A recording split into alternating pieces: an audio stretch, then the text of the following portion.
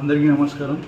First of all ఈరోజు అగ్నిమాపక దినోత్సవం, జాతీయ అగ్నిమాపక దినోత్సవ శుభాకాంక్షలు అందరికీ. ఈ అగ్నిమాపక దినోత్సవ సందర్భంగా మన MLA doctor Sanjay Kumar sir గారి చేతుల మీదుగా మన పోస్టర్ ఆవిష్కరణ అనేది చేయించుకోవడం చాలా చాలా అద్భుతంగా భావిస్తున్నాను. అదేవిధంగా మన ప్రత్యేకంగా గౌరవనీయులైన ఎమ్మెల్యే సార్ గారికి ప్రత్యేక అభినందనలు అగ్నిమాపక ఫైర్ డిపార్ట్మెంట్ నుంచి ప్రత్యేక కృతజ్ఞతలు తెలుపుతున్నాను. Thank you. మన దగ్గర ప్రభుత్వం ఆలోచన చేయాలి. ఖచ్చితంగా నేను కూడా ఒక శాసనసభ్యులుగా ఇక్కడ జీవితాలతో కల్పించిన వాడిగా మొత్తం సమాచారం సేకరించారు. ఇక్కడ మన బాధ్యతతో పోరాం. ఏదో వాటిగా చెడు పోస్తుంది ఇంత ఫోటో కొట్టుకుంటా, లేకపోతే అప్పుడెప్పుడో పెట్టినట్టు నేను ఇప్పుడు ఎమ్మెల్యేలు ఉన్నట్టు కాదు. సమాజానికి ఖచ్చితంగా ఒక బాధ్యతాయుతమైన ప్రజాప్రతినిధులు మీరు కావచ్చు, మన యువత కావచ్చు, అధికారులు కావచ్చు, మాజీ ప్రజాప్రతినిధులు కావచ్చు, స్పష్టమైన అవగాహన పెంచాల్సిన అవసరం ఉంటుంది.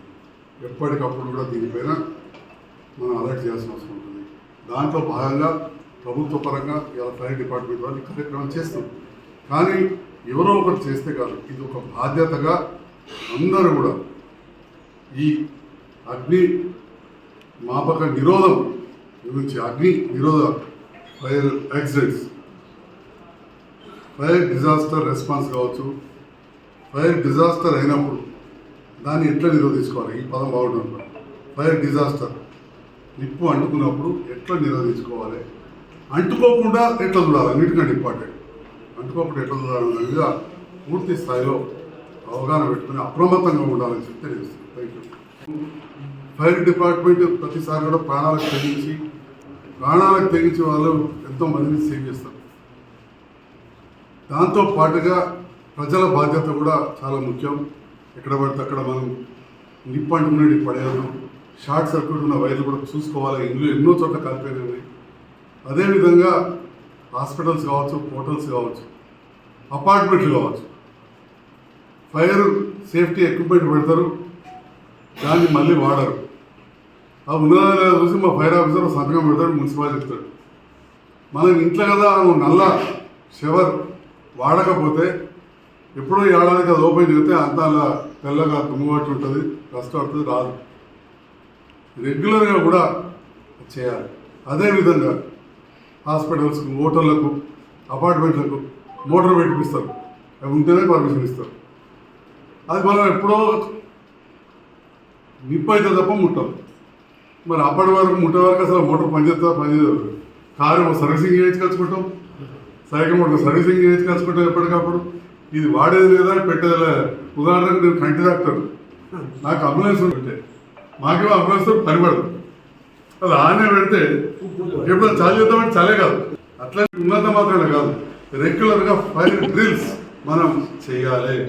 అంటే ప్రతి పౌరుడు, అపార్ట్మెంట్లో ఉన్న వాళ్ళు కావచ్చు, హోటల్ యాజమాన్యం వాళ్ళు పనిచేసే వాళ్ళు కావచ్చు, హాస్పిటల్ వాళ్ళ యాజమాన్యం కావచ్చు, పెద్ద ఇల్లు ఉన్న వాళ్ళు కావచ్చు, వ్యాపారస్తులు కావచ్చు, చేయాల్సిన అవసరం. ఇంకొక విషయం, ఈ మధ్యకాలంలో ఒక శాసనసభ్యుగా నాకు తెలిసి ఆశ్చర్యపడ్డా. దీనికి మరి కరెక్టా కాదా మా ఫైర్ ఆఫీసర్ గారు చెప్పాలి. మన ఒక ప్రజాప్రతినిధి చెప్తా ఉంటే చాలా ముఖ్యమైనది. మనం హైదరాబాద్లో 55 అంతస్తులు కడుతున్నాం, 35 అంతస్తులు కడుతున్నాం అని చెప్పి చాలా గొప్పగా గత ప్రభుత్వం మనం పర్మిషన్లు ఇచ్చినాం, హైటెక్ సిటీలో కట్టుకుంటున్నాం. అయితే మన తెలంగాణలో కానీ భారతదేశంలో కానీ 8 నుంచి 10 అంతస్తుల తర్వాత పోవడానికి మిషన్లు లేవని తెలిసింది. ఇక మరి మీరు చెప్పాలి నాకు, కృష్ణకాంత్ గారు.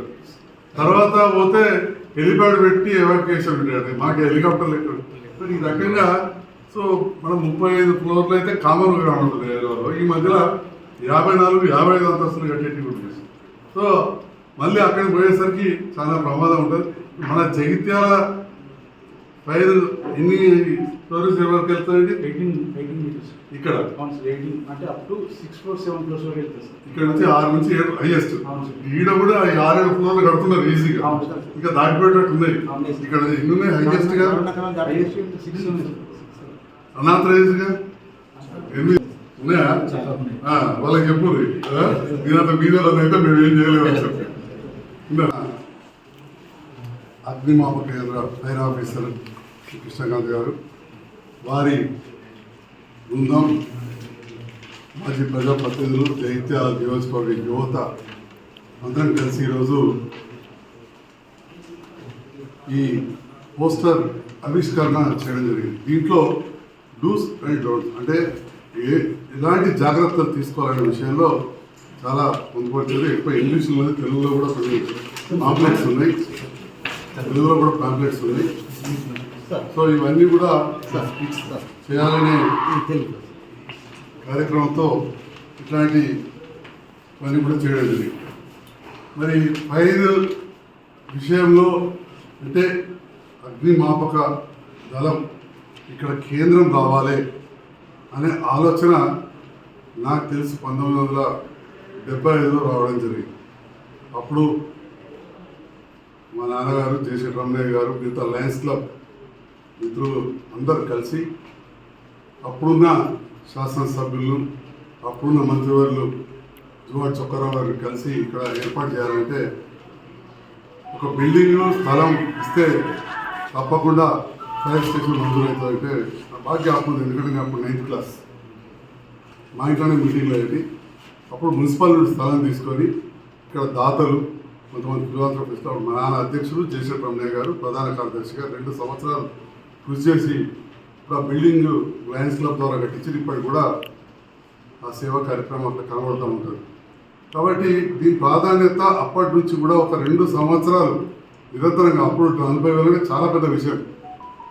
సో నిరంతరంగా విన్నా కాబట్టి చూస్తున్నాం. దాంతోపాటుగా ప్రతి పౌరుడికి తెలుసు ఈ అగ్ని ఒక్కసారి వచ్చిందంటే ఎంత ప్రమాదకరం అనేది.